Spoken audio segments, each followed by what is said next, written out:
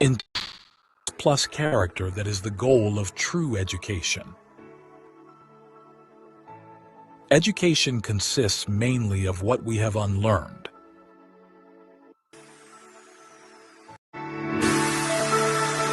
If you have to put someone on a pedestal, put teachers. They are society's heroes. The duties of a teacher are neither few nor small, but they elevate the mind and give energy to the character. The best teachers are those who show you where to look, but don't tell you what to see. Better than 1,000 days of diligent study is one day with a great teacher.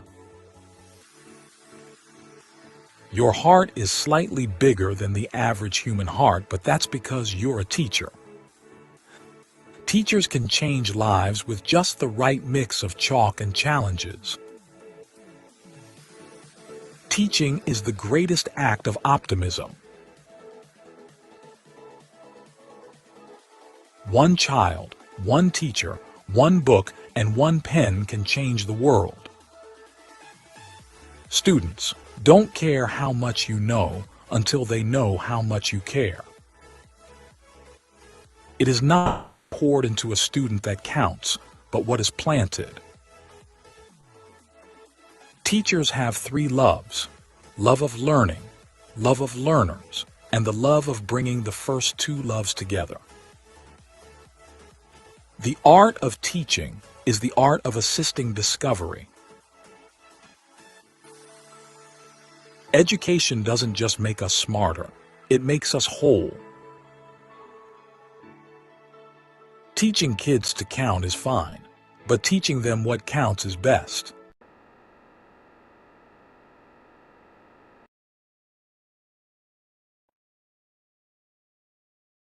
Good evening, everybody.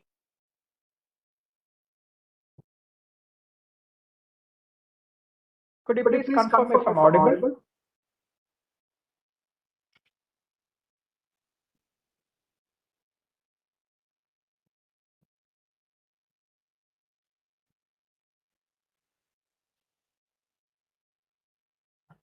All right, thank you.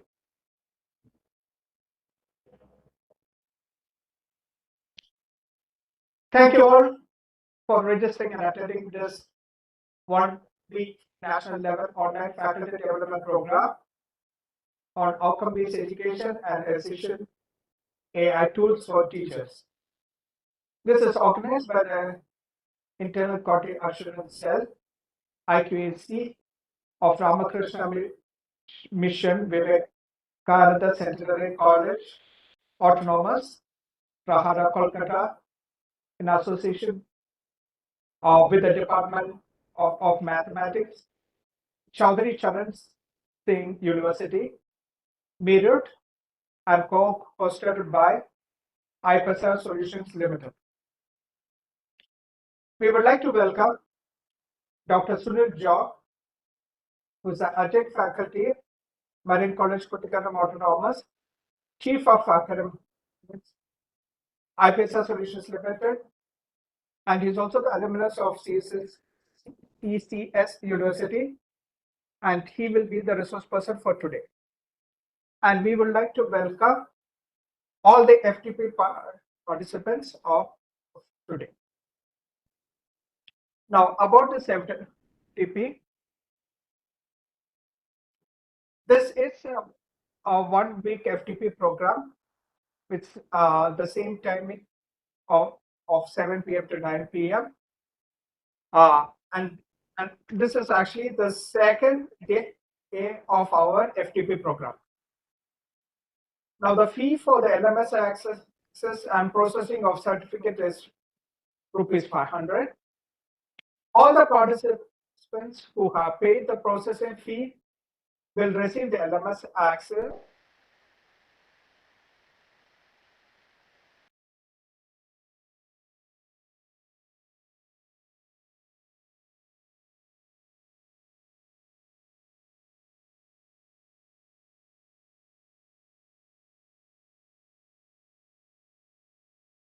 Sunil, you are not audible now. Please. Can you hear me now? Now it's okay. All right, okay. Thank you. All right, I'll just repeat that again. All the participants who have paid the processing fee will receive the LMS access, the video recordings for all the days, and the provision to download your FTP completion certificate. The procedure for receiving the certificate will be informed to you towards the end of the FTP. If any of you are yet to make the payment, please make the payment of ₹500 to the account details in the chat. I will post it shortly in the chat. If you're unable to attend any of the live sessions, they will be available in the LMS. We have shared the LMS access details through email to those who have shared the payment proof in WhatsApp till yesterday. Those who have shared the payment proof in WhatsApp today will receive the LMS access details today, later in the day, or by tomorrow day. If you have any difficulty in transferring the amount due to the bank's server error, you can try later or tomorrow early morning to make the payment. If you have any trouble in attending the WebEx online session, you could join the YouTube live session in the link given in the chat. I'll put that in the chat now.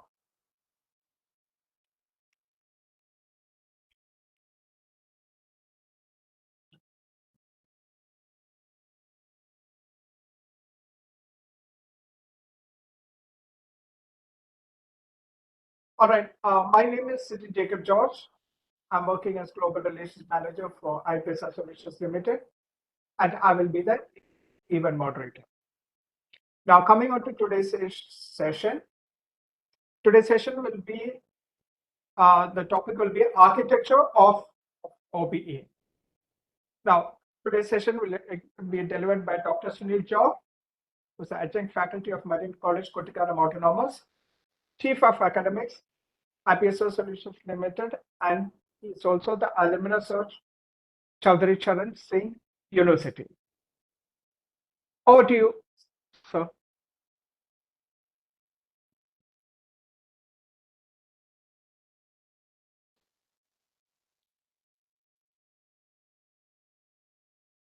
Sujit, so am I audible, Sujit? Please check whether my sound is okay.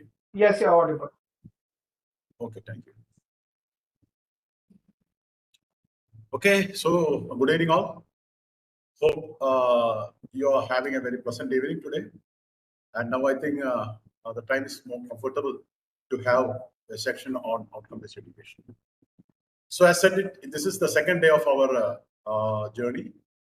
The last day we traveled together, we had some reflections on Bloom's taxonomy, and obviously you have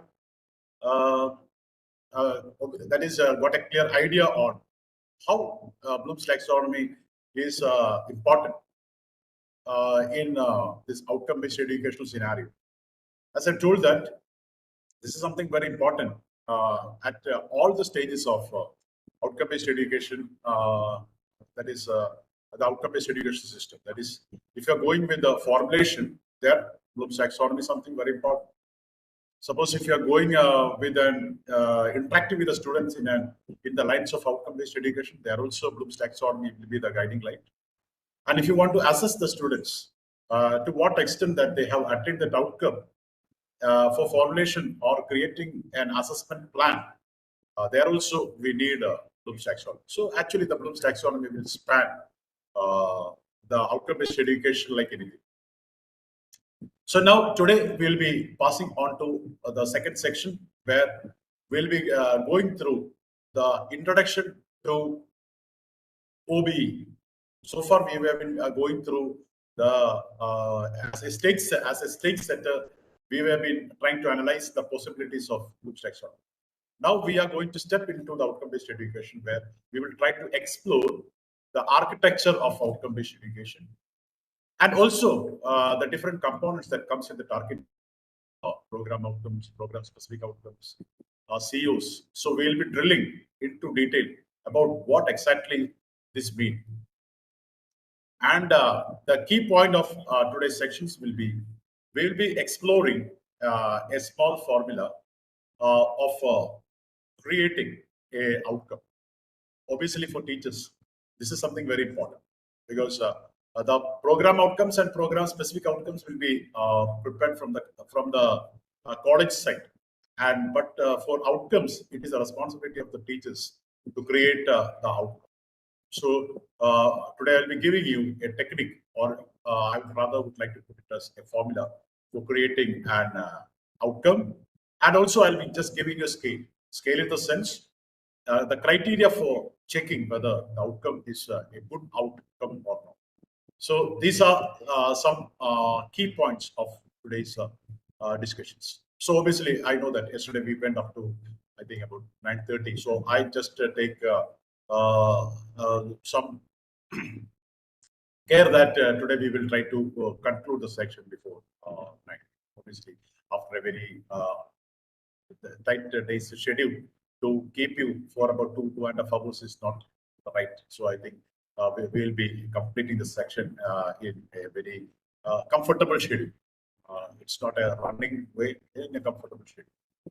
So I think now how much the participants has, okay, one that is probably we can expect about 200 participants in this online platform, and many of them are viewing in the online YouTube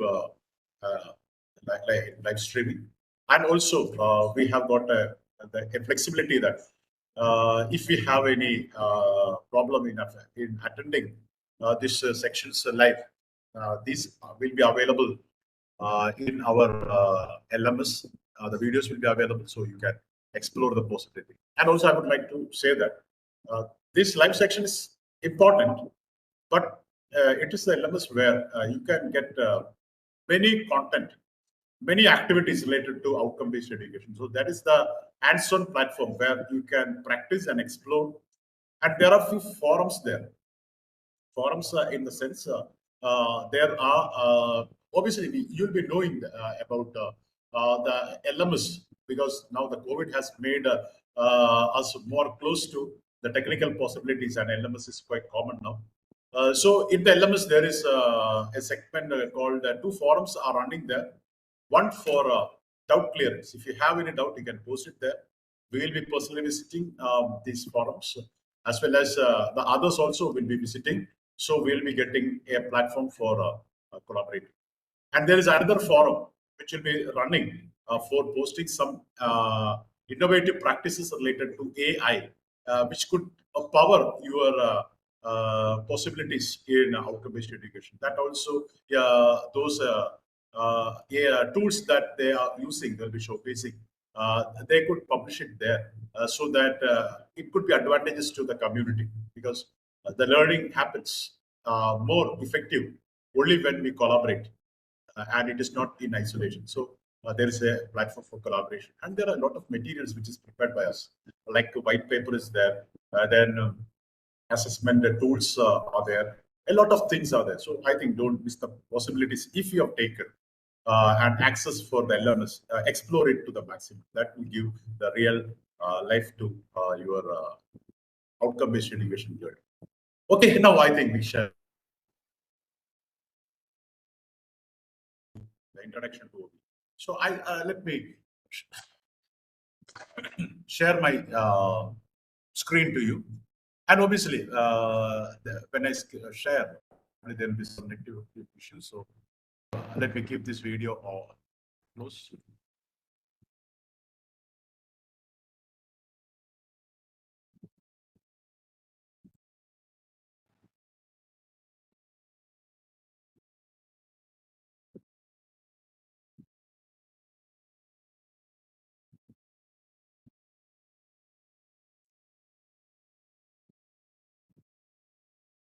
Okay, Sajan? Yes, sir. Your Yeah, videos are I have shared my screen, and the screen is visible. Yeah. Okay. Yes. Okay. So I think both the screen and sound is okay. Then it is right time. Yeah, please proceed. Yeah. So this is our second section, and we will be going through the introduction to OBE and the formulation of outcomes. So these are the two key factors or the key highlights that we will be having for this section of today. Going ahead, obviously, it will be always better to check out what we will be having for this evening. So this is the menu for today's evening.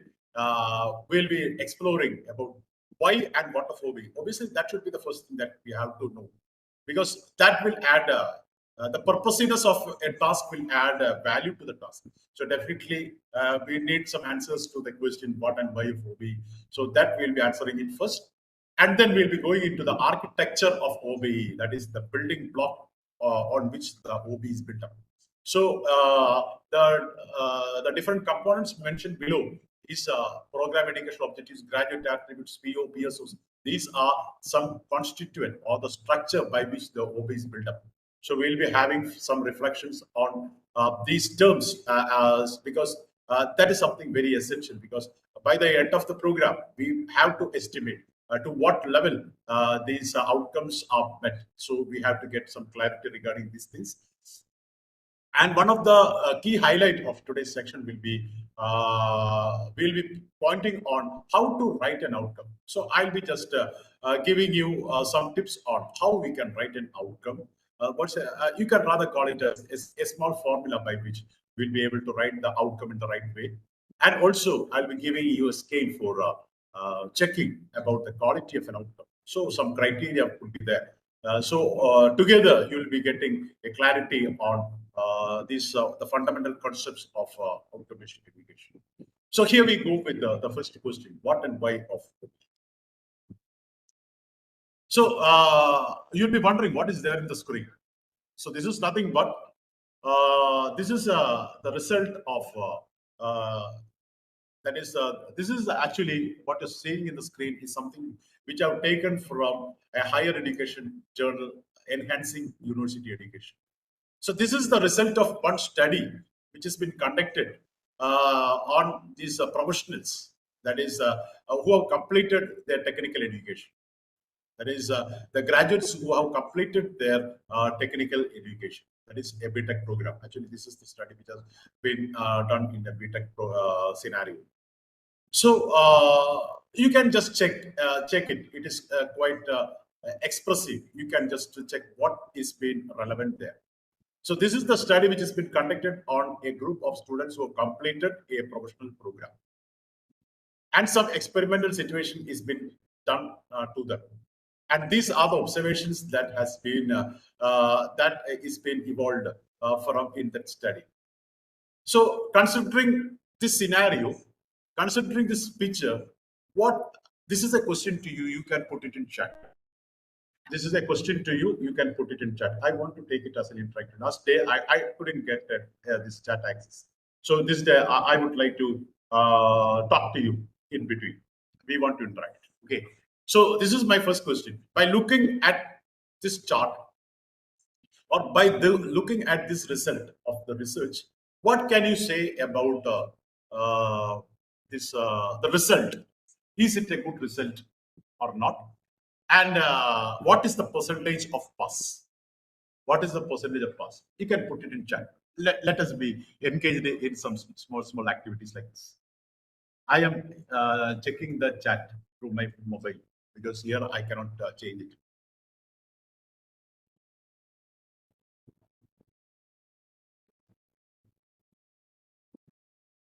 Okay, somebody has answered 84% passed.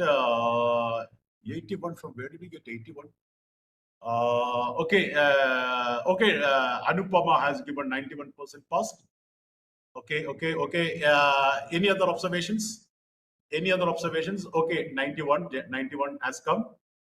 Someone has said it is 7%. So just looking at this here, that is, we can say that this is the x-axis is something which showcases the percentage of the students passed. So this is the line of bifurcation between pass and failure. So those coming in this area is the students who have passed. This area that comes to the right side of this line is the passed, those students who have passed the exam, isn't it? So So what is the percentage of pass? This 84 together with 7%, together 91% of the students have passed the exam. Obviously, for an engineering program, this is a good result. 91% pass, because obviously we know that there are many situations where they can get supplementary. For the first instance, passing 91% is good, isn't it? There is a scope for a publicity of the college. 91% passed. But when they passed, when the entire students are tested to perform some task which has been related to the trade that they have studied, that is, which is related to the trade that they have studied, only 7% could complete the task which is related to the area of study. So after completing 4 years of courses in a college, professionally preparing them for any professional platform, only 7% could be successfully complete some industrial relevant task related to the domain of study. So this is the fallacy of our education system. Because recently the big players of big industry, CEOs have said that about 93% of the students passing out of the Indian universities are not job fit. Once they recruit these students, they have to spend a lot of resources for streamlining them to make them employable and to take up the assignments related to these tasks. And this is an extra effort that they have. Only about 7 to 8% students are employable. This is something very critical situation, because after spending about 4 years, but still they are not been able to get into some of the activities related to the area of 4 years of preparations. So what happens is that the traditional system of examination consider pass and failure in terms of the academic performance, in terms of the knowledge level only. But if they want to be successful in their career, not only the subject knowledge, but also some other competencies are essential, isn't it? Some other competencies in the sense creative thinking, isn't it? Problem solving ability, communication skills, ability to work in a group. So likewise, a number of competencies are needed to be successful. So that is why I have just given one more axis, y-axis. Y-axis signifies what? Here they said that these people cannot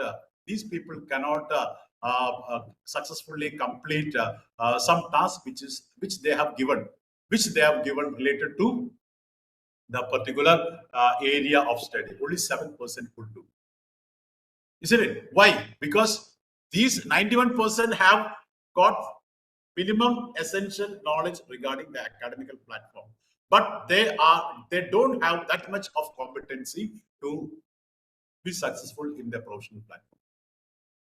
So what outcome-based education tried to bring out is that they want the students to learn the academical stuff. Together with the academical stuff, they want the students to attain this y-axis, in the sense a set of competencies that make them successful in life and career. So the education should not want the students to go in this horizontal axis alone. They want the students to progress diagonally like this together. That means this one signifies what? Academical soundness. This one signifies what? The different competencies essential for successfully living a good life, a good citizen, that is environment-friendly citizens, a successful entrepreneur, a successful employee, the different competencies needed for that. So they have to progress in this way, isn't it? They have to progress in this way. That is, they want them to be successful both in the academical domain as well as in the competency domain. So outcome-based education is an educational program where we are trying to transfer this red area and this blue area to this green area, so that everyone will be able to know academically sound and everyone will be able to perform successfully in their life and career. That is the significance of outcome-based education. That is why you find all PO, PSOs, all these things are nothing but the y-axis, which has been erected to make them competent to face the challenges of life and career. That is the importance of outcome-based education. I don't think that there is no much like can explain the importance of outcome-based education better than this, isn't it? So in this context, you can read this one. In this context, you can read this statement. What outcome-based education means, isn't it? The outcome-based education is the model of education. You can read it. That deviates from traditional focus. Traditional focus, x-axis alone, giving more importance to academic stuff. On what the education provide to the students. So in the traditional system, we are focusing more on the academical brilliance. And in favor of what? You can just go and read the red one. What the student should know. Know, in the sense, their academical stuff and able to do. It is the new axis that we have erected, y-axis. That is the different competencies. So the so what we could say, an outcome-based education is an educational approach that ensures the academical soundness as well as the competency fitness of the students, so that they could be successful in their life and career. That is what they are able to know and able to do what is something related to the course of study. This is what outcome-based education really means. So now, being the first component, that is the introduction, these are the four principles on which the outcome-based education is being built up. So what is this principle? Just a few words on that. So the outcome-based education makes the environment more clear. Clarity will be there. Clarity. Why? How come that outcome-based education brings clarity to that environment? I'm just, in most of my sections, I used to give this example. That is, suppose you are going to build a house, right? You think you are going to build a house. For building a house, okay, you will be having the ownership of land. Probably you'll be having about 20 cents of land or something like that. You'll be having some land where you build a house. And also you'll be having a fund of that could be diverted for building the house. Either you earn or you can mobilize some money from different sources so that you'll be able to build a comparatively some house that is there in your mind. So here you are going to build a house means you have an objective of building a house, isn't it? For that, every raw materials as well as the fund is being there. So what you will be doing first? You will be consulting an architect.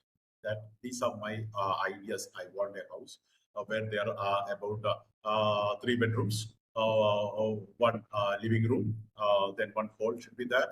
You will be giving some specifications like that. There should be a puja room. There should be a kitchen. I want the kitchen to be a little more modern. Likewise, you'll be explaining it to the architect. So at this point of time, will you have a clear-cut idea on how your house is going to look like in the final format? Obviously not, because the final format is not evolved. Only idea is there. You have an objective. You are consulting with architect. You can take the scenario into a second level. Suppose if you want to build a house, suppose you saw one of your friend's house or some of the house which is there in some of the area in the locality, and you have much impressed with this house and you want to build like a house which has been exactly like this. Okay, so getting some concerns from that house owner like that.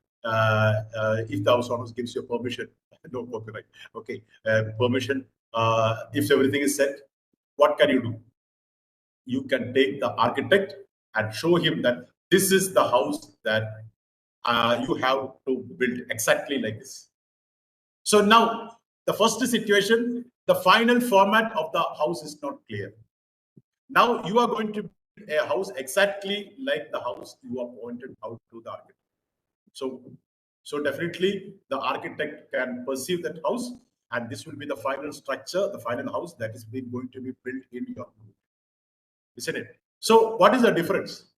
Final end product, you got about the end product, and what the architect do, he will start designing your house from the end product. He will be designing down, isn't it? From the end product, that is, and exactly the every rooms, its dimensions, everything will be taken, and he'll be designing down, and he'll be drawing a plan for that. So this is exactly what is been happening in outcome-based education. That is, what is the end product? What should be the end product? Will be that is, we'll be fixing it first, isn't it? That is just like this. This should be the final structure of that house. It's been fixed first, and we are designed it down. Like that, what should be the end specifications of the end product when the students pass? What all competencies the students should have first should be fixed first, isn't it? When the students complete the program from your college, what are the competencies they should have should be fixed first. Just like this is the house that I am going to build. That structure is fixed first, and you are designing it down. Just like that, we have to first identify what are the competencies the students should possess when the students pass out of that college should be fixed first. And you have to design the course and the curriculum from this point downward. Just like the architect is fixing the end design and designing it backward, just like that. So outcome-based education is just like this. That is what we have to attain, in the sense we have to make it in terms of what the students are capable of doing first, and they have to decide now. So this is how the outcome-based education entire process works. And obviously, they have outcome-based education keeps high expectations on the students. Last day in the Bloom's taxonomy, we have just read out that that is, everybody can learn. So don't think that when we go for some mentoring sections in the different colleges, there is often said that most of our colleges students are from rural area, and if you're giving that much of activities, will they be able to reach that? Definitely they will be able to reach. Definitely they will be able to reach if they provide the right situations and expand opportunities. Expand opportunities means a diversification of activities will flow into your teaching learning environment, so that the students will excel like anything. So these are the principles, the building principles. There will be clarity, because what should be the final thing will be projected first, and we are working to reach there, isn't it? So that will be clearly met. So this is the building block of that is the building principles of outcome-based education. So this is the architectural design of an outcome-based education. What can you read from here? Can you see two arrows coming here? One coming down. That is, what is that? Development of curriculum. So if you want to develop curriculum, we have to design down. Designing down. We have to start from the top end and design down. And what is here? An arrow going up. If you want to make an assessment tools or assessment programs, you have to go from bottom to top. That is, the final assessment in an outcome-based education is that we want to assess to what extent the program outcomes are met. For that, we are not directly measuring program outcome. We will be measuring what? Course level outcome. The course level outcomes are not directly measured. They are measured through the different activities, through the examinations, through the projects that you give as a part of the course. So it will be first assessing the performance of the students in the different activities you give. On the basis of the performance, you will be computing the COs. On the basis of the CO level attainment, you will be computing the program level, the program outcome attainment. So the assessment will be going from bottom to top. And here we could see that every institutions will be having a vision and mission. Obviously, we know that when there is a NAC visit, we could see that vision and mission in the front corridor and everywhere it will be showcased in a very authentic way. So that is something very important. Vision and mission decides the modus of operandi of the institution, definitely. So when you are going for what you could say, formulation of a curriculum in an outcome-based education lines, the first thing that you have to do is that what you have to develop program educational objective. These program educational objectives are nothing but the educational goal. What is the goal of your educational program you have to set? And this educational goals should be in line with what your vision and mission, as well as the requirement of the stakeholders. So on consultation with the stakeholders and with in the lines of vision and mission, we have to the educational goals. Goals means futuristic, objectives futuristic. And now that below that we have to formulate what? Program outcomes and program specific outcomes. What is program outcomes and what is program specific outcomes? We'll be detailing more detail in the upcoming slides. But at this point of view, I'll be giving you some explanations. In an outcome-based education, we have to prefix what? Prefix what? If you're going to teach a small topic, last day I've told. First thing, what you have to do?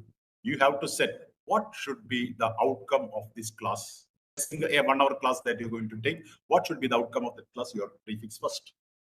And you have to steer all the activities so that by the end of the class, the outcome is met. Prefixing, deciding in advance what the students are capable of doing after completing the class. Fix it first, and you can go and take the class and ensure it is done. Suppose if you are given a course to teach, a subject to teach, what you have to do first? If you are going with an outcome-based education, you have to prefix what are the outcomes related to that particular course. In the sense, in the simple terms, what the students are capable of doing on completion of the entire course. That you have to prefix first, and that is nothing but the course level outcome. And throughout the course, your intention is that steering the students to that outcome so that by the end of the course, the outcome is met. Similarly, when you are starting a new program, suppose the students are enrolling for BCom, isn't it? You have to prefix. When the students complete 3 years or 4 years of study, and on completion, what the students should be capable of doing should be prefixed first. And that is nothing but the program outcome and program specific outcomes. Isn't it? The program outcomes and program specific outcomes are nothing but what the students are capable of doing on completion of the entire program. That has to be prefixed.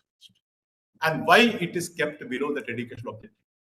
So what they should be capable of doing should be in line with the educational objective. Because when they pass out, what is the objective? Probably getting into a career or moving comfortably with the society. You will be having some plans, educational plans. So these outcomes should be in line with the educational objective. That is why we are showcasing it below it. And what is the difference between these two? Because in a college, there will be different programs related to science, program related to arts, program related to management, like that. So all these programs will be having some common goals like communication skill, problem solving ability, or environmental consciousness, or social accountability, ethics. All these things are something which is common to all programs. So these common attributes, we can call it as program outcome. Generic. And what is program specific outcomes? These are the specific outcomes which is related to that specific course of study. Suppose if it is a language, definitely the students who are studying that literature, they should have some more competence in that language platform. Those who are going with the computer science, they should have more competence related to the computations, programs, logic, all these things. So that is program specific. So the common thing together as common attributes, program outcomes, and these are called program specific outcomes, isn't it? So, and these program outcomes and program specific outcomes are attained. These program outcomes and program specific outcomes are those graduate attribute that the students should attain at the end of the program. Now, I mentioned a new term, graduate attribute. What is the difference between graduate attribute and outcome, program outcome? A graduate attribute is nothing but a bunch of competency. And when this graduate attribute is being written verbally in the form of what the students are capable of doing, we can call it as a program outcome. So the soul of the embryo of each outcome is the graduate attribute. Program outcome is the graduate attribute. Okay, so so that is the final program outcomes that we have to attain. And these program outcomes are attained how? Through the different courses that we provide as the part of the program. Probably in a semester there may be 5 to 6 courses will be there, isn't it? So in a program there can be 6 semesters for a 3-year program. If it is a 3-year program, that is totally there may be 36 papers will be there. So all these 36 papers together are working together to make the students attain the program level outcome which has been showcased there. Okay. So these program level outcomes are attained through the different courses. So when you come to an outcome based scenario, what we need, every courses should be connected with the outcome related to that particular course, isn't it? The outcome. So that we can call as the course level outcome. What is course level outcome? The same question. What the students are capable of doing on completion of this course. Suppose if the 36 courses comes under the program, all these 36 courses will be targeting some of the outcomes which are showcased at the initial stage, isn't it? So how we can how these courses are designed is that these courses are selected on the basis of the outcome that we are showcased first. This is why it is designed. And when you go for assessment, you will be first assessing what is the course level outcome, and on the attainment that they have got for the course level outcome, you will be assessing the program level. So this is the working architecture of an outcome-based education. What is this? 2 persons are standing. So this is something that I'm going to ask you. Let me take my. So you can see a paradigm shift. You can see a paradigm shift. This is the traditional system. This is not the teachers. This is a traditional scholar, isn't it? Probably you consider this is his book. And this is what is expected in the contemporary system where we are moving with an education. So what you can identify in these 2 systems? You can put it in chat. What's the difference?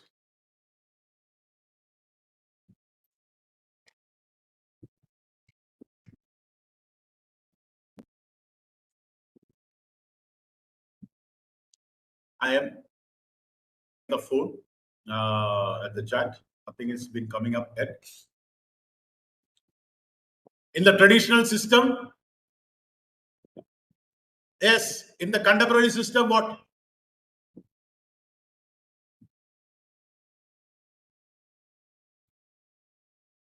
Yes. Some good ideas are coming up. Fine. Actually, once when I was going for an offline section, right, in a college, and the same question I posed with the group. For a joke, one of the teacher was mentioning that, sir, in the second scenario, the contemporary system, that guy is with a spectacle. He's wearing a glass, a spectacle. It's just for a joke only. She's been mentioning like that. Okay, the specs is there, but still the major difference is because in the contemporary system, they should be multitaskers. Because in the traditional system, we are giving priority to academics, isn't it? We are giving more importance to the academical. But in the contemporary system, academics is important. But together with the academics, we want the students to be competent with different competencies, which makes them successful in their life as well as their career. So what are the competencies? They should be problem solvers. They should have the ability for time management, for completing the task in the related time. They should have the ability to act as a leader at times when it is needed. They should have the ability to work in a group. They should have the ability for creative thinking, critical thinking, problem solving ability, the ability to use different new strategies, new techniques, the ability to master the latest thing. They should be away from the inertia to accept the new things, the ability to judge the new things like that. They should be multitaskers. That is why in the first slide I told that we are not traveling only in the horizontal axis, academics. We are traveling together in the horizontal axis as well as in the vertical axis. And what does the vertical axis signifies? They should be multitasking, isn't it? They should be multitasking. They should be competent with the multiple. They should be competent with the multiple skills, which has been essential for them to be successful. Okay, so that's something very important. Now we can drill deeper into the different, what I can say, the different the components that you have seen in that architecture. One thing that you have seen is a program educational objective. Only one odd man in that sequence, program educational objective. What is the oddness here? That is, objective means futuristic, going ahead, isn't it? Futuristic. That is what. So the program objectives, I would like to call it as educational goals. So what is this? They are the broad statement that focuses on what the students are expected future to attain within first few years after leaving the college. Why first few years? After about 20 years or 25 years of leaving the college, what the students are performing is not exactly what you have given and to them while you are sending the students off from the college. The major influence of the students will be lasting only for 3 to 4 years, probably maximum 3 to 4 years. So that is why we have to focus more on the first 3 years, what the student should be capable, what should be the educational goals for the first 3 years, isn't it? Whether to get a job or career or going for higher studies or to go comfortable with the society, all these things are more prioritized, should be prioritized. So that is objective. Objectives are immediate goals, what the student should perform. So this is the program educational objectives are nothing but the immediate goals after they leave the college. So what is this? I have just taken a dummy, just for the sake of the class, to make the things clear. I have just taken a few educational objectives. So what should be the first objective? Obviously, everyone go for a graduation program with a good intention that they should be able to get into a career for a livelihood. That's probably will be one of the important objectives for most of the students going for graduation level. Or they want, few of them want to study ahead, go for post-graduation or research or something, allied study. So this will be one important goal of any students. So that is why I've taken it as the the objective will be the graduate should demonstrate competency and leadership to become what? A professional, or getting as an employee, or an entrepreneur. That is in the engineering colleges and all. Now they are giving priority to the students to begin to begin startups, and giving them assistance, incubation centers, supporting them till they attain some level of maturations like that. Entrepreneur, that is a status where you can give jobs to many others, isn't it? For leading a successful career. So they want to prepare them for career or pursue higher education. So this will be one important goal, definitely. Another important goal, we could say that the graduate should be able to demonstrate commitment towards what? Preservation of environment. That is important, because there are many generations yet to come, of course. So we should keep something for them also, some greenery for them also, for a healthy and a happy living environment. And also we have to live in and with the society. So we want the students to be socially accountable. Accountability is something very important, because what we are is something which has been given by the society. So give and take from the society is something very important. So that has to be cherished in the students, that is in their way of living, that has to be brought up. As well as obviously we know that now we are living in an age of disruption. Everything has been keeping change, especially in the education system. A lot of disruptions will happen when we go with the new educational policy 2020. Disruption in the sense change. A better changes has been happening, isn't it? We are giving autonomy to the colleges. We are giving autonomy to the students. What is the autonomy to the students? Multiple entry, exit. If they study 1 year, they will be given a certification program. They can go, and if they are not satisfied with that, they can come and take at the 1 year, they'll be getting a diploma. Or they come back, they can go with the graduation program, degree. Or they can come back and go with the honors, with the more mastery in research, like that. And they can continue education in different colleges, and even from online platforms, by accumulating credits in the credit bank. So a lot of flexibility is given to the students. And also the courses also is multidisciplinary. A lot of flexibility is there in the students according to this new educational policy 2020. And if you're making it in a better way, definitely that will make the students more compatible. Because in the current scenarios, we are just making the students to be a regular scholars throughout the program. Rigidity is the watchword of formal education. Now the times has been changing. We are trying to making it flexible through blended mode. In the foreign universities, probably every day the students will not be coming. There will not be formal sittings. There will be 2 or 3 days of formal sittings, and the other 3 days they could work. That is, they can have their freedom to go with that these online possibilities, or some other way like that.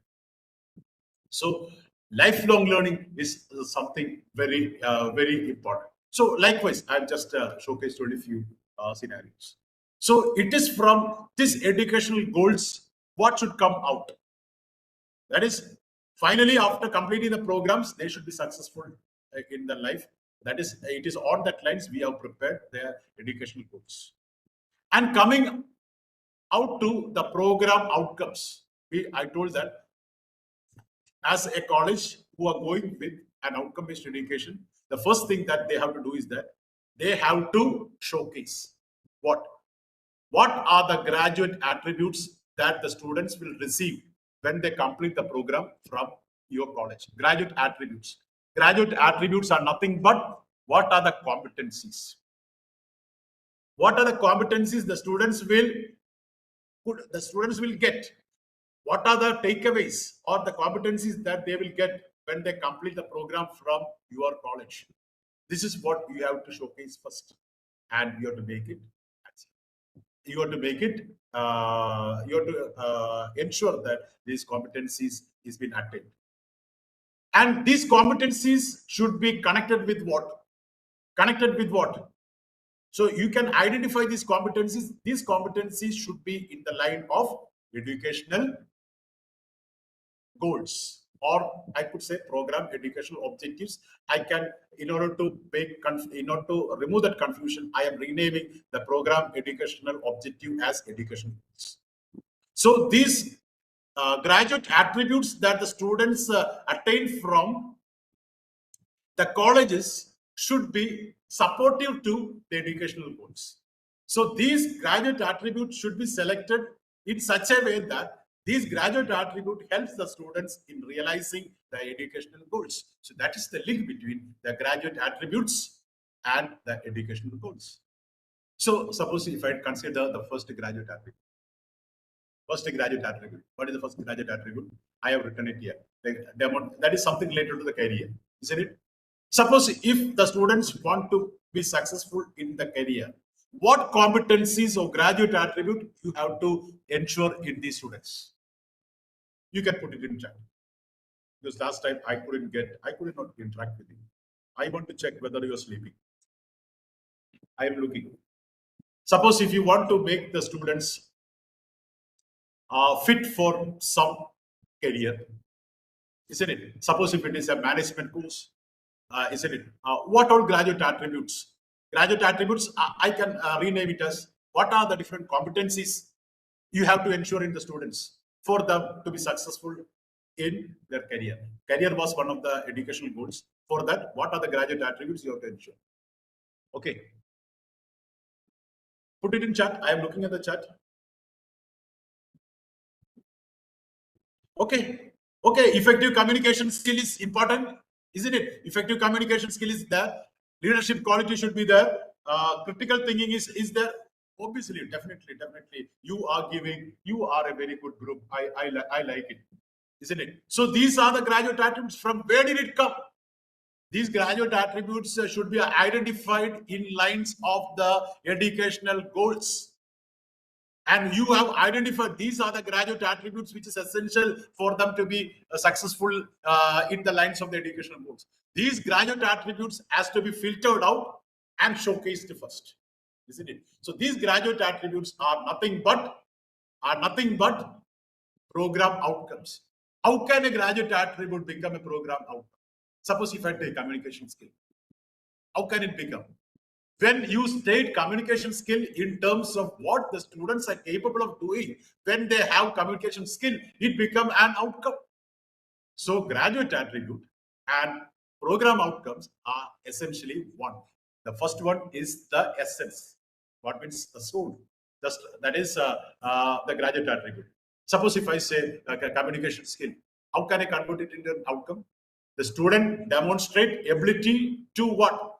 Every graduate attribute is a bunch of competencies. What is a competence related to communication skill? Should be able to read, should be able to write, should be able to comprehend, should have a good vocabulary, should have the ability to negotiate, make official correspondence, like that in life, career, and so this communication skill, that one word has been transformed into a program outcome. This is how a program outcome takes its birth, isn't it? So you can just see the connection. First, you identified educational goals, and then you went out and filtered out what are the competencies which makes them successful in the lines of the educational goals. These competencies bunch would be considered as graduate attribute, and when this graduate attribute written in the form of an outcome, what the students are capable of doing, it becomes a program. So these things should be clear, because it is confusing when we go for mentoring, like sections and all. Definitely, these words are often heard, but there is no connections like this. So these are the set of. You have mentioned it very better. Congratulations. Many of you have responded very well. So these are some of the graduate attributes which has been suggested by UGC. This is just like a buffet, isn't it? You can select the graduate attribute which is pertinent to the educational goals that you are identifying, isn't it?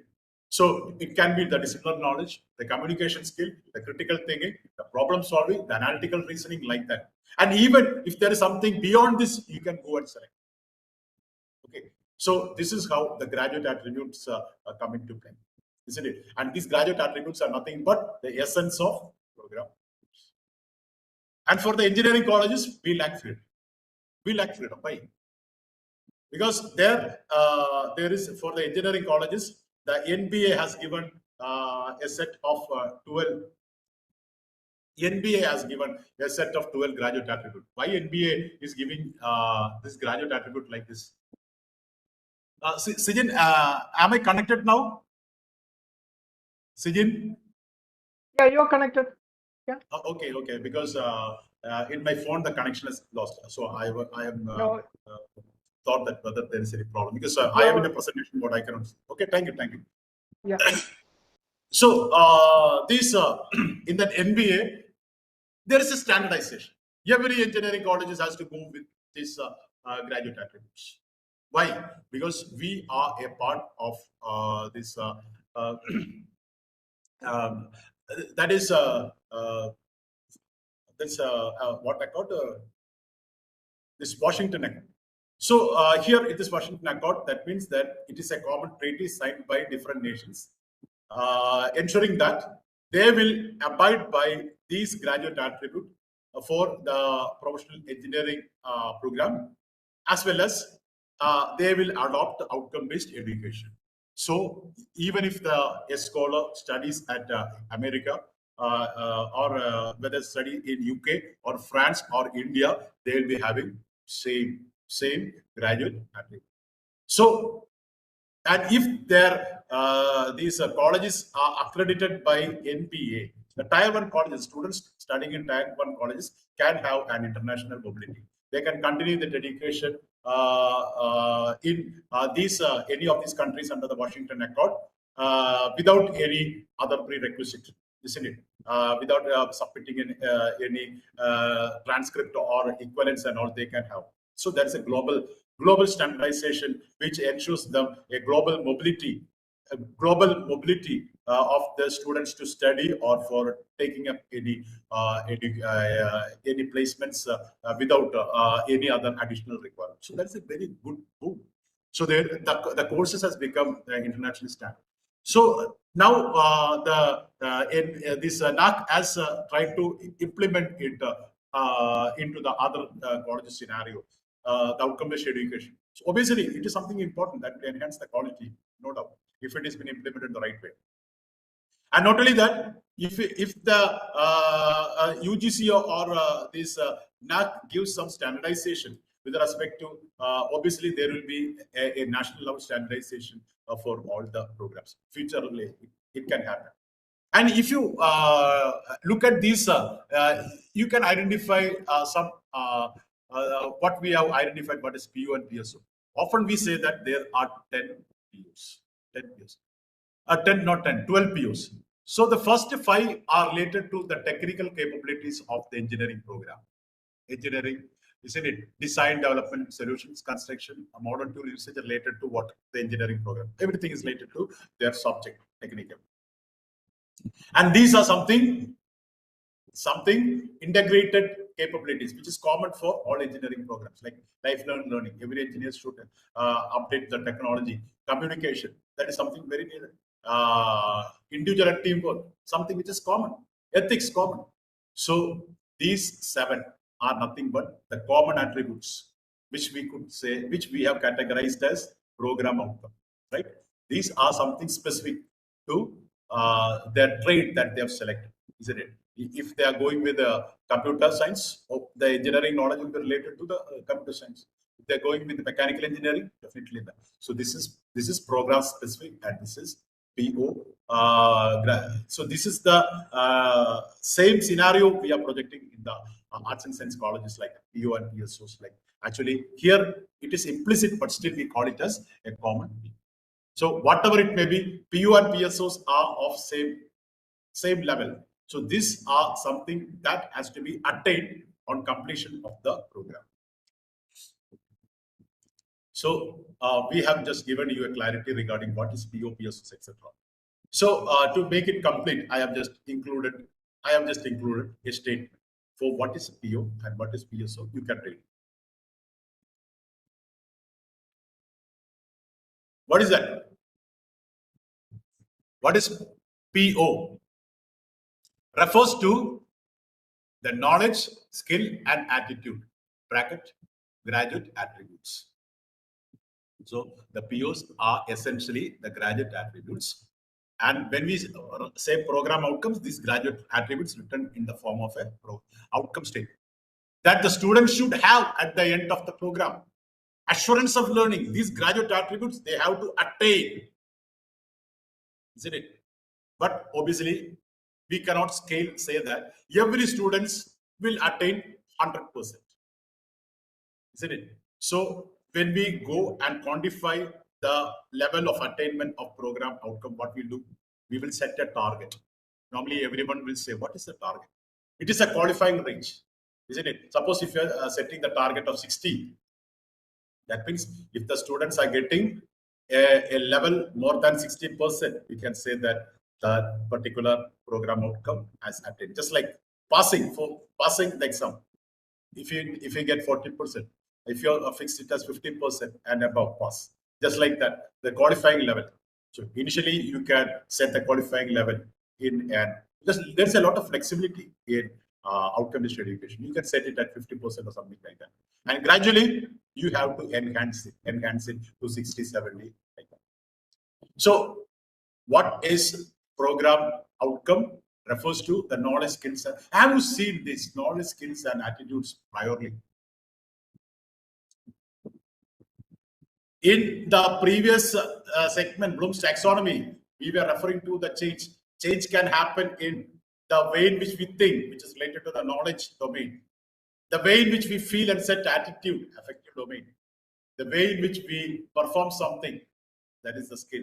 The knowledge, skill, and attitude, they are the three pillars of education, the three pillars of change, isn't it?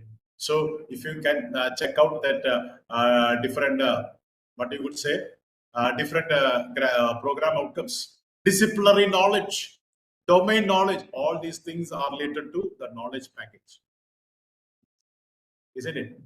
That leadership quality, isn't it? Leadership quality, ability to work in a team, communication skill, all these things are related to your skills. Attitude, ethics, environmental consciousness, all these things are something related to the attitude that you have to develop. So all the program outcomes that you filter out, all the competencies that you filter out can be something related to the knowledge, can be something related to the skills, and can be something related to the attitudes. That is why we say that the program outcomes are those graduate attribute, maybe knowledge attribute or skill attribute or attitude attribute that the students should possess. Should is important when they complete the program. That is, assurance is important for an outcome-based education. Actually, the father of outcome-based education is J.T.B. Paddy. Once I was been chairing one meeting with one of the associate of Paddy from Cambridge University. He was a student of Paddy. He's basically a professor in social science. So there, according to the Paddy's remark, the outcome-based educational classroom is just like a closed door. Closed door in the sense, you will be opening the door only when the student has completed that level. That means we have to assure these outcomes are met.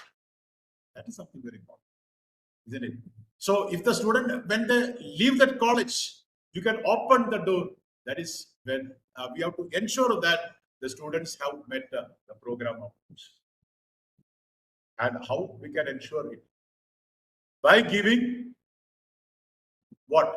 Diversification of opportunity. That was what that was one of the principles of outcome-based education. Different types of opportunities that is compatible to the students and the curriculum. And everybody can learn according to the Bloom's taxonomy. We identified it. So we have to ensure that the students are attaining such and such levels before they leave the college. And what is program-specific outcomes? Definitely, the program-specific outcomes are something related to the program. That is the subject related. What are competencies that the students should attain? Subject related is program specific outcomes. It's a very beautiful, colorful slide, isn't it? What does this mean? We know that when we are going with an outcome-based education, there will be two types of credentials which we will be estimating for the students. One, the marks that the students have attained in every paper. That is the traditional system that will stand as such. Isn't it? We don't say that we will not be further giving marks related to the different subjects. That will remain as such. X-axis, which I've shown in the first slide. Together with that, there is a y-axis that should be going ahead. Y-axis means how much competent are there with respect to the different graduate attribute that you have showcased at the initial stages of the program. Isn't it? These are the different graduate attributes of a, suppose we can say that our college has identified graduate attribute like disciplinary knowledge, communication skill, critical thinking, problem solving, analytical reasoning, like that. These are the different graduate attributes. So together with the marks, which is related to the different subject of study, you will be calculating such a card for every student. What does this signify?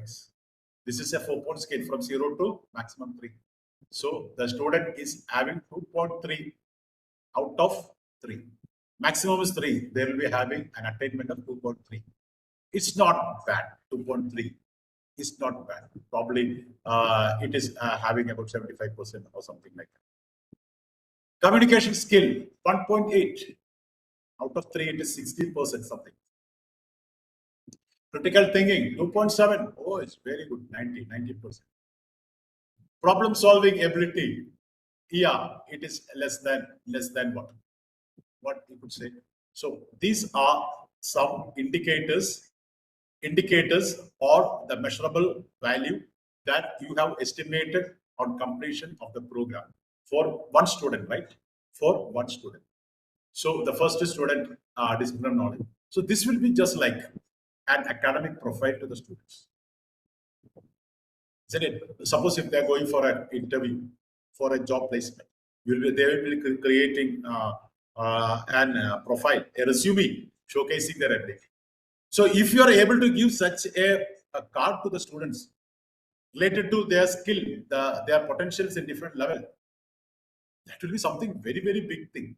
It is like an authentic profile you are giving to students, but it has got its own disadvantage too. Because suppose if you are rating a student, okay, communication skill, you are giving 2.7, 90%.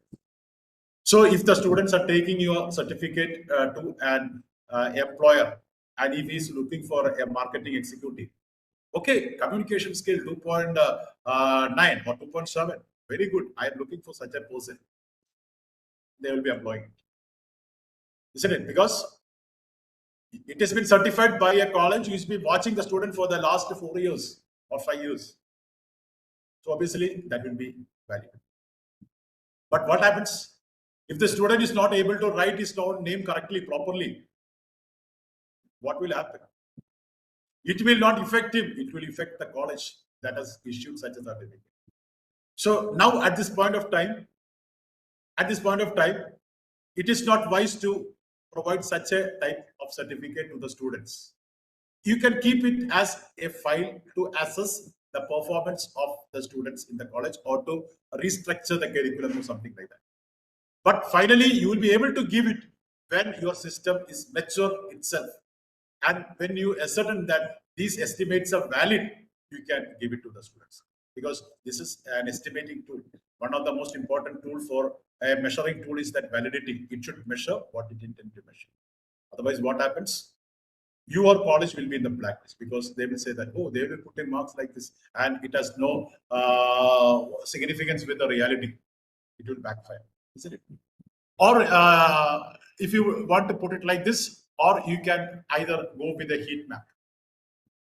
Here, if the students are scored more than 70%, okay, green. If they have scored more than 50% and less than 70%, okay, their attainment is moderate.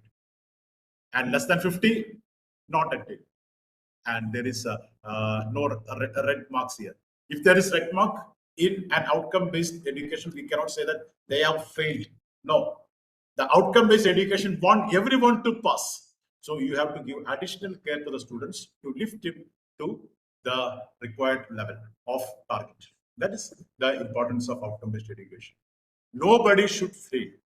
Everybody should be catered according to their requirement and ensure that learning has happened and they qualify the minimum level of the target. That is what the outcome-based education focuses. So obviously, I think you got some clarity regarding these concepts of outcome-based education. Now going to course outcome. So we have started from educational goals, program educational objectives. On the lines of program educational objectives, we have identified what program outcomes, that is what the students are capable of doing when completing the program. The same question you can ask on completing a paper or a course that you are handling. Suppose if there is a first semester, there may be 5 to 6 courses may be there, and you may be handling one of the course. So you have to ensure when you come to an outcome-based format, you have to prefix first. What is the outcome? What should be the outcome on completion of this course? That means what every student should be capable of doing. It is just like a catalog. When you buy a product, you will be just checking out the catalog. What are the catalogs? So just like this is something, a specification on what the students will be capable of doing when they complete the course from your college that you are handling. This is just like a catalog. So this will be prefixed and you have to ensure that this is. So what is course outcome?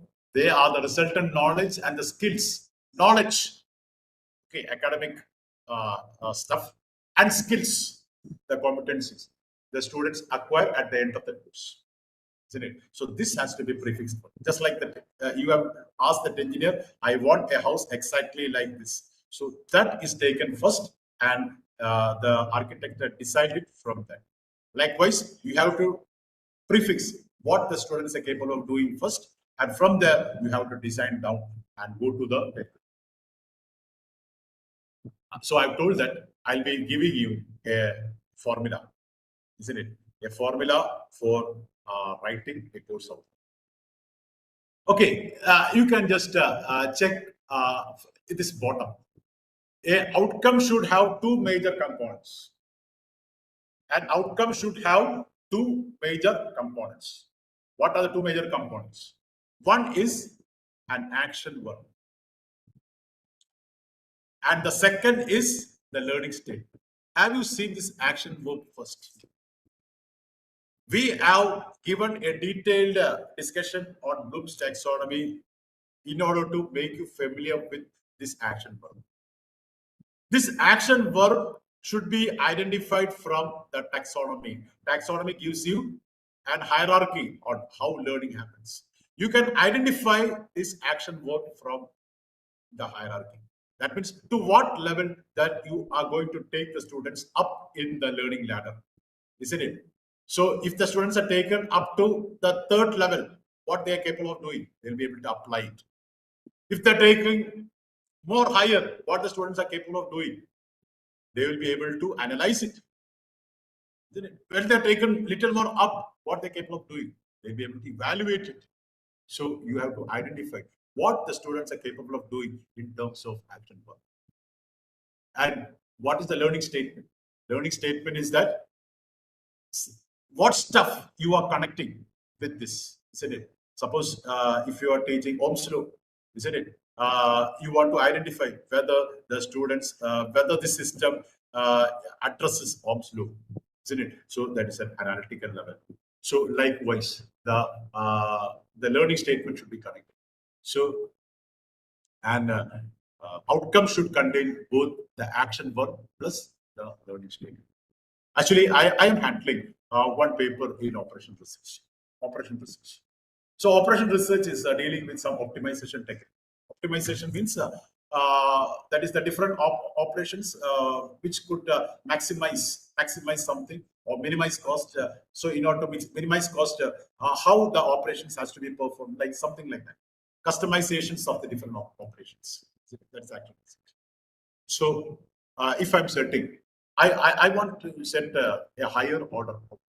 So here I am putting appraise. Appraise means evaluate. Evaluate what? The effectiveness of optimization techniques, isn't it? Suppose if I'm giving a scenario to the students, so what optimization technique is most effective in that scenario, which is effectiveness. So they have to evaluate. They want to evaluate. They have to analyze the scenario with terms of different optimization technique, and which one is the best should be brought out according to. So if I want to take the students to that level, I have to give them clear concept. I want to make them apply all the scenarios, and I want them to analyze the capabilities of these techniques, and I want them to identify the best. So that much mastery I have to make. And also you can set what? A context. So if I am eliminating this will become very broad. Optimization, that is, appraise the effectiveness of the optimization technique, irrespective of the scenarios. That will be very broad. So I can set a context to them, delimit it to industrial scenario. So together, what? Action verb, the learning statement. That means this is related to what? Optimization techniques, learning statement, and also the context, isn't it? So action verb, content, topic, and the context together can contribute a good outcome. So reading it together, what is that outcome? Appraise the effectiveness of optimization technique in industry together. So this is the way in which we can write an outcome. So an outcome should be a combination of what the students are capable of doing, action verb, isn't it? What the students are able to know and do. Know is the learning statement, and do is the action. Know and do, both should be clubbed together in writing an outcome, especially at the lower level. So now you can take any small topic that you're teaching, and you can write it in the form of an outcome. Suppose if you're teaching something, what do you expect the students from the topic after completing the teaching, which is for 1 hour or whatever?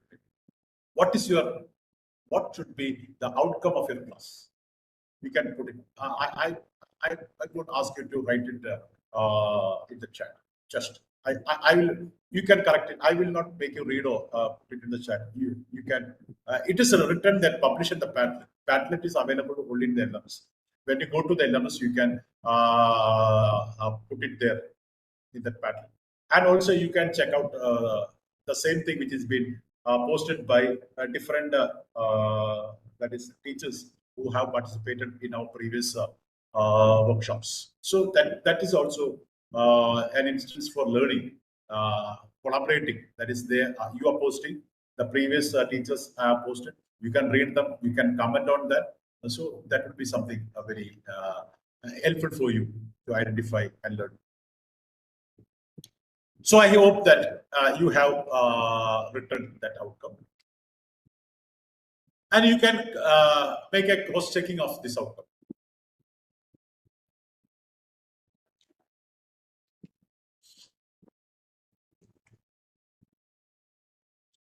So it is a good practice not to use the following verbs. What does it mean? That do not mean that these verbs are wrong. They are permissible only if we won't get an appropriate verb which are visible. Actually, the outcome is something that objective brought into clarity. We can call it as an outcome, isn't it? The outcome should showcase what the students are capable of doing. But I have seen that in most of the outcomes we use the term understand. That do not mean, I repeat, do not mean that it is wrong. But it is better if you could put a verb which exactly says what the students are capable of doing. Understand, do not say what the students are capable of doing. Isn't it? Suppose if I say a verb explain, it clearly specify what the students are capable of doing at the understanding level, or summarize or illustrate. Isn't it? Such things makes it little more clear. So try to, especially when you are writing outcome at the lower level. Outcome can be written at the program level, PO. Outcome can be written at the course level. Outcome can be written at the even lower level. That is when you're going for a class intended learning outcome. So especially the lower level outcomes should be written in the by using verbs which are self-explanatory what the students are capable of doing. That is what we say that a good outcome should be observable. Observable means what the students are capable of doing should be explicitly showcased and measurable. If it is observable, we can measure. That is one of the important qualities. But if you are writing the outcome at program level, understand and all, no issues. I don't say that because you are not directly measuring program outcome. Program outcomes are computed from the attainment that you have calculated for CO level. So consolidating the CO only, you are calculating program. So at the program level, okay, it could be written. But the attainment is calculated from the lower level. So when you're showcasing the outcome at lower level, make it as a practice to make it clear. Clarity should be there. The students are able to explain, or they are able to analyze, or they are able to decide something, or they are able to compare. What the students are doing should be explicitly projected while writing. So that is a better way of writing. Okay, I've just given you a small example. Am I going beyond time? No, it's there, right? As I've told that our complete section together with the discussions, I will try to conclude it before time. So what is here? Not a good outcome, good outcome. What is the difference? The students will understand democracy. Is it a good outcome? Here, okay, what the students are capable of doing, what the final product is there, but this is more or less an objective. Here, you will not be able, by looking at this, how can you see that? What the students are capable of doing is not being explicitly projected here. But if I am using this foot, describe major theories of democracy. This explicitly says that on completing of the class, the students should be able to describe the major theories of democracy or major principles of democracy. Okay, that makes things more clear, visible, observable. If it is observable, so here you have to identify some other methods to identify whether they have understood. So some vagueness is there. The students will study about the impact, will study. It is not clear. What the students are capable of doing is not projected. Here, evaluates the impact of cultural diversity on nursing care. So here, it is clear that the students can evaluate what impact of cultural diversity on nursing care. Isn't it? So that has very clearly pointed out what the students are capable of doing. The students will learn about the principles of okay, here there is something is been left, drug formulation and delivery system. Learn about it, do not project what the students are capable of doing. So here what the students would explain the principles of drug formulation and delivery system. This is what you are expecting the students to do, isn't it, after completing of this program, isn't it? So that should be the outcome, not expecting this should happen. That's the difference. So this is how the outcome should be written. So as I've told, these are the quality check for a good outcome. Obviously, you can read what are the different quality check.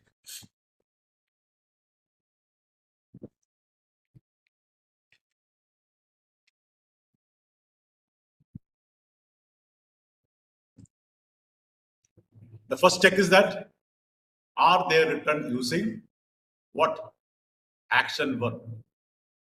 So why we have given more priority to Bloom's taxonomy is that it will make you identify the appropriate action verb correctly, isn't it? Because every outcome signifies to what level that you are going to take the students. So the action verb in that outcome showcases to what level you are going to take the students. So that knowledge is essential for you to map a question to this outcome. So outcome will have what? The verb in the outcome will showcase what level you are going to take the students. And the question will showcase what level you are asking the questions. If the level of the questions and the outcome is of same level, then we can say that the mapping is 10%, strongly addressing, isn't it? So you will be able to identify the level in terms of this. Okay, in the next classes, Dr. Mendes will be detailing more about that. I'm not going into that. So are they using in the action verb to specify definite and observable behavior? So that is something. Definite and observable behavior, whether the verbs that you are using to write the outcome describe what the students are capable of doing, depict what the students are capable of doing. Okay, that is one criteria. Second, while reading that outcome statement, are they written in terms of what the students are capable of doing or just intentions of the teacher? That is the difference. Intentions are the objectives. Whether they are written in such a form that whether you read, when you read that outcome, will that picture comes to the mind? What the students will be able to do. Whether they are written from the point of view of the students, then that is the second thing. That is how you are phrasing, how you are verbally writing that outcome, whether it is written in the form what the students are capable of doing. The third one, do the outcome clearly describe the ability or knowledge or value of the students of the course? Isn't it? Because we told that outcome is a combination of two components. What are the two components? Verb and the learning statement. Whether the learning statement, isn't it, is being properly included in that outcome. That is something very important. Suppose if you're teaching that is a topic related to mathematics or topic related to physics, whether that topic related indicator is there embedded in that outcome. That's something important. Knowledge, or if it is values, or whatever whether it is. And finally, is it possible to collect accurate and reliable data to ascertain the outcome is met? That is, can you identify an indicator to ascertain that outcome is met? The indicator can be a test, or it can be an activity, isn't it? Or it can be an individual activity, or it can be a group activity, or it can be a test or something, some indicators, some way and mean by which this outcome could be measured. Are you confident or sure whether this outcome could be measured? So these four criteria has to be ascertained while forming an outcome. So that is what our segment. So these are some of the examples. Normally, when we go for some mentoring or for sections, the student teachers there normally ask for some examples. So just to showcase. Okay, what is this? What I have written in this red? Oh, normally I'm not colorblind. It's very. It's apply. That is a verb, isn't it? Action verb. So what is this? About teaching this topic? Apply what? Law of physics. This is the learning statement, and apply. To compute what? Compute the different types of responses in the given material. So this is the outcome. Okay, for commerce, one of the basic classes for principles of organization. Okay, I want them to understand. So what is the outcome? How would I able to identify when they are understood? I've just written the outcome in such a way that explain the various principles of organizations. Isn't it?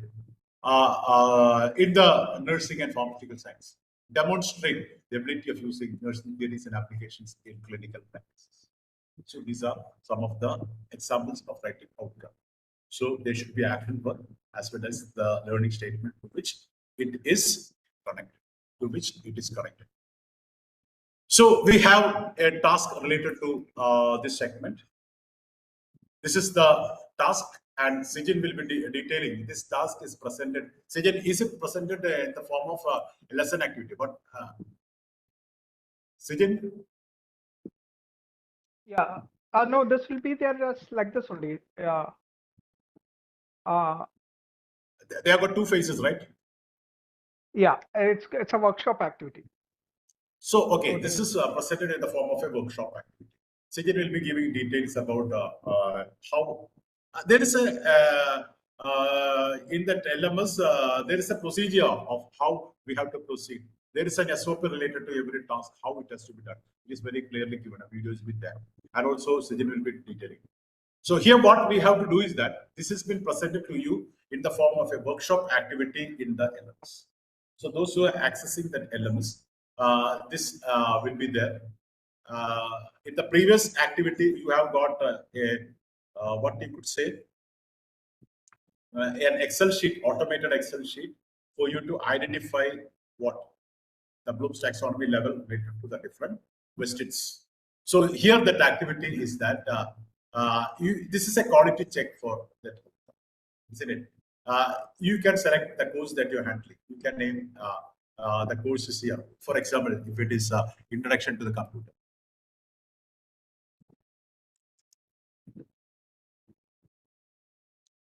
The name of the program, and introduction to the computer will not be explained democracy. Identify the parts of the computer. Okay, I just typed one outcome because this is the first chapter introducing them to computer. So obviously, there you will be first classes will be related to how these parts are, what are the different parts, and how they are functioning. So one outcome will be there. Identify the parts, different parts of the computers. Okay, so you can check whether there is an action verb. Okay, identify.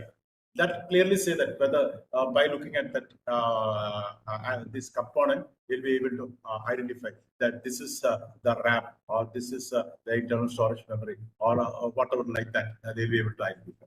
So okay. The second thing, the different criteria is which showcased there. The second criteria is that is it written in the form of what the students are capable of doing? Definitely, the students are able to identify the parts of the computer. So this is also drop down is there. Third criteria: do you do the outcome clearly describe the expected ability? Isn't it? That is whether the knowledge participant coins clubbed with it. Okay, this is the identify the action verb and parts of the computer. I'm teaching about the computer, so the knowledge participant connect. So this part also is there. And can I have any method to identify? Okay, I can give them. I can show them a card and say that which is that part, or I can ask them to identify the parts, or I can ask them to identify what are the storage units from this. So different methods I can evaluate. So this is so all the four are yes. If all the four are yes, then what is the remark? It is automated. What is that? Identify the parts of the computer. It's a good outcome. If anyone, suppose if you think that anyone is not, if it is not functioning well, okay, that outcome needs improvement. So this is also an automated. This is also an automated system. The thing is that you have to check, make the quality check, and the remark will be automatically coming. So if it is not a correct one, definitely what does it indicate? That outcome needs a revision. You have to revisit that outcome and make it compatible. So this is the assignment related to today's class. So you can enjoy doing this. And not only that, there are a lot of videos which will be available, and also a lot of stuff is there. You can go and find by yourself in the LMS. So now it's the time to say thank you. So this is the essence of today's class, and now the platform is kept open for any clarifications. If you have any doubts, you can go ahead, and I am just giving it back to the moderator. Sijan, it's for you. You can take up any of the queries that's there, and we can go on answering it. Over to you, Sijan. All right. Okay. Thank you, Dr. Sunil. Thank you for that session. If you have any questions, please post it and we'll take it up now.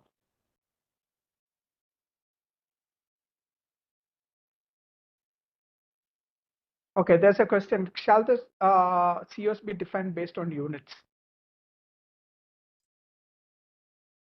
Now, that is one of the easiest method of writing CO. CO can be written in two ways. One, probably if there are about 4 or 5 units is there, you take one unit. You can take one unit and you can ask a question to yourself. That is, on completion of that particular unit, what the students are capable of doing. You will be getting an answer, and you can try to write that answer in the form of an action verb and the learning statement in a comprehensive way. So what is the advantage is that if you are taking any questions from that unit, it will be related to CO. This way of writing CO, we can say it as cross-sectional way, or you can take it as a longitudinal way. You can take the entire course as a whole and ask the same question. So you'll be getting a multiple answers. These multiple answers, reframe it in the form of this. That is a longitudinal way of writing. So if you're writing it in a longitudinal way, probably a question may be related to 2 COs or more. If it is in a cross-sectional way, mostly it will be related to that particular CO. And if the topic is too big, if you cannot comprehend it to one, normally you can have 2 COs related to that particular topic. And the thing is that it is a good practice. I don't say that it is wrong. I've seen very top colleges are writing about 20, 25 COs. I'm wondering how they're going to calculate it and connect it to all these COs. So it is a better practice to optimize your COs. Optimize the CO in the sense you can make it in between some 5, 6, or not more than 7. Good practice, I again repeat, because here there is a lot of flexibility and no one could say that this is wrong. We can say only good practice. Go ahead.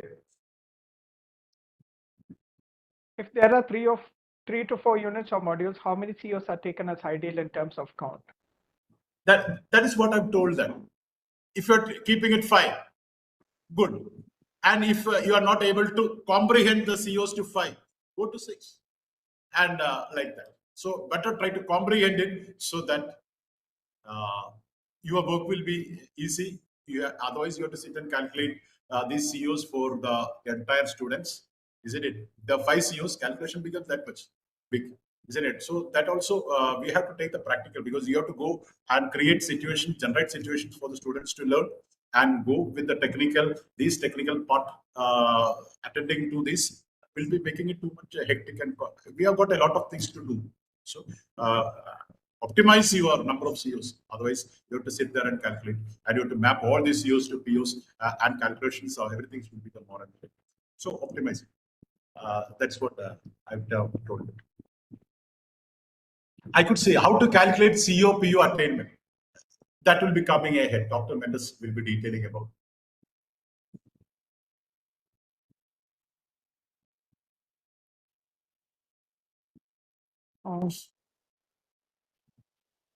Is there the facility of analyzing the COs in the software according to the number? I didn't get it. Is there any?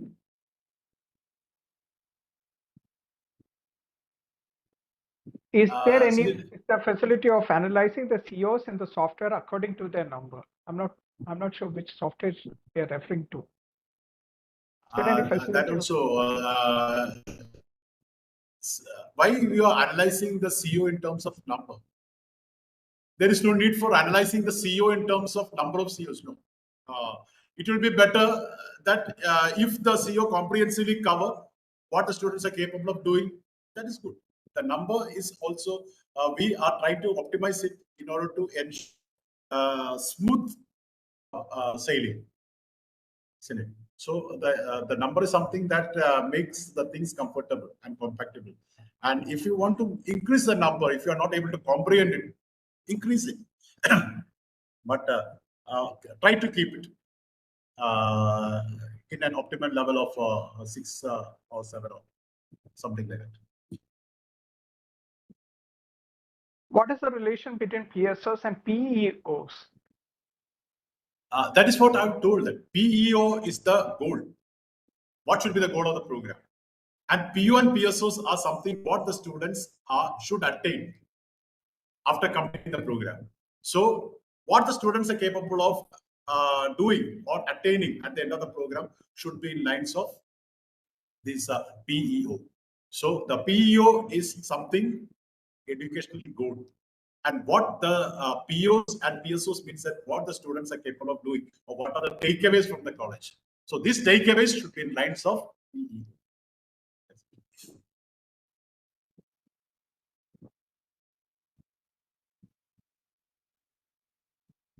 While writing COs, whether we have to follow quantitative and low to higher.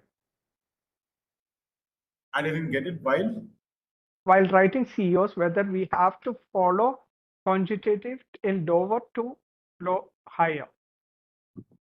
What I understand is that while writing CO, whether we have to go with a higher order COs or lower order COs. Definitely, that is the level. I perceive that you are referring to the level. That is, you can write the levels of the CO depending upon the possibility of that paper. Suppose if it is a fundamental paper, obviously the conceptual learning will be the prime importance. So you can take that CO at the understanding level. But if it has got a possibility to go a little more higher to an application level, try to showcase the CO in that level. So the level of the CO should be identified in terms of the maximum possible level that could be made through your courses. That is the right way. Don't think that in that introductory topic you should reach top level, create level. It should depend upon the possibility of the paper.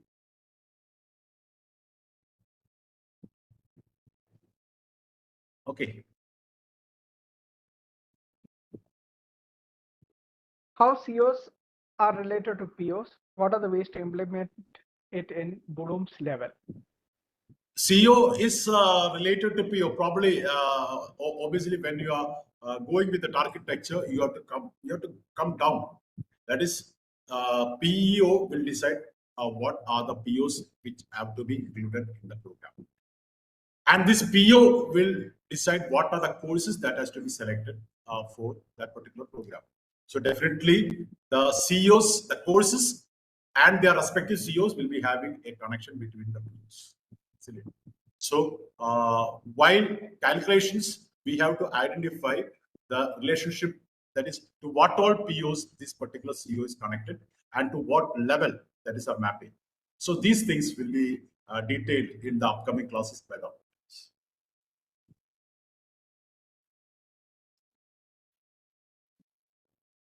For postgraduate courses, is it necessary that the lower order of the Bloom's level to be avoided, or can they be included too? If possible, we have to include, try to get it to the upper order wherever it is possible. So that should not kill the genuineness of that particular subject, isn't it? Showcasing a higher order CO for the sake of CO is not right. Understand the possibility of the paper, and you have to showcase the level of the CO accordingly. That is what the right.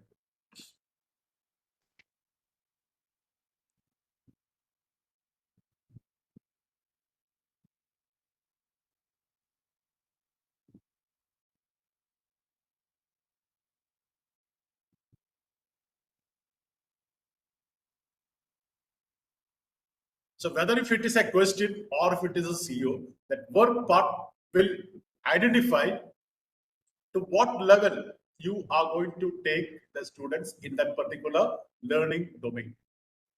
Suppose if you are writing an analytical level CO, what does it mean? You are going to take the students to an analytical level.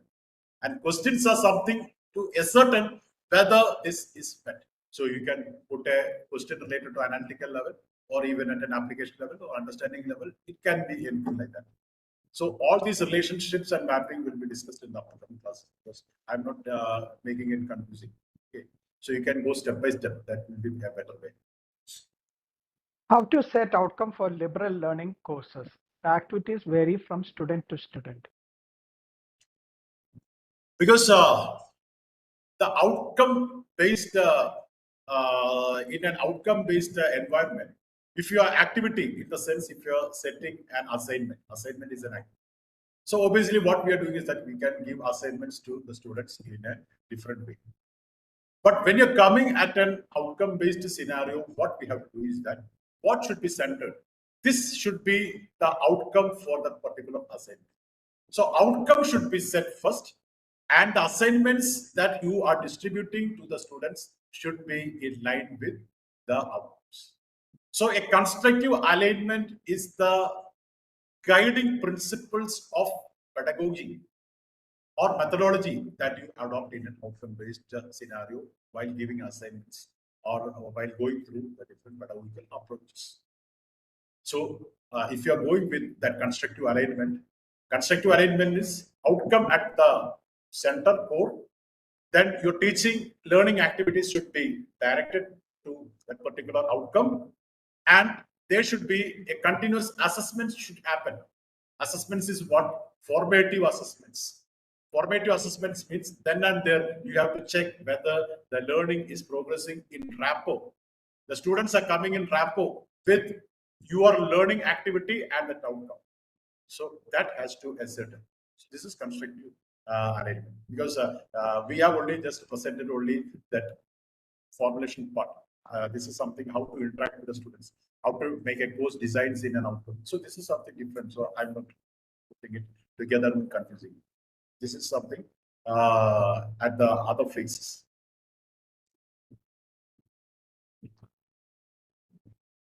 Okay, Sijin. Yeah. How many number of COs for a paper?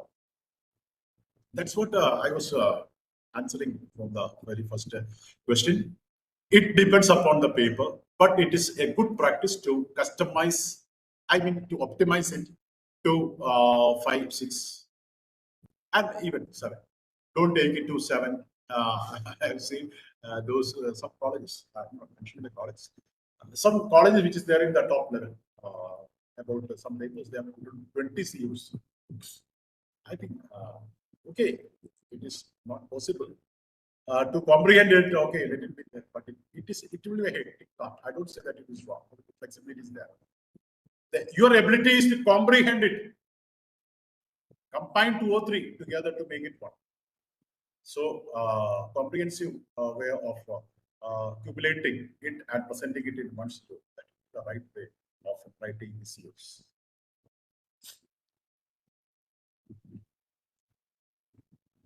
Okay, I think now there are only repetitive of questions. Okay, Sijin, I think you had. I'm very happy that your questions are very genuine. That means you have gone into the soul of outcome-based education. I appreciate it. And the thing is that the LMS is there. Like LMS, we have got a forum where we'll be answering the queries. So you can post the further doubts in the LMS also, so that we can have a collaborative approach, isn't it? Because there will be persons attending this scenario or these courses which are very high level of knowledge in OBE, so we can get multiple opinion, so that will enrich our learning. Definitely, that will enrich. So we can go with a collaborative method of learning, accumulation of learning. Okay, then I think we can conclude for today.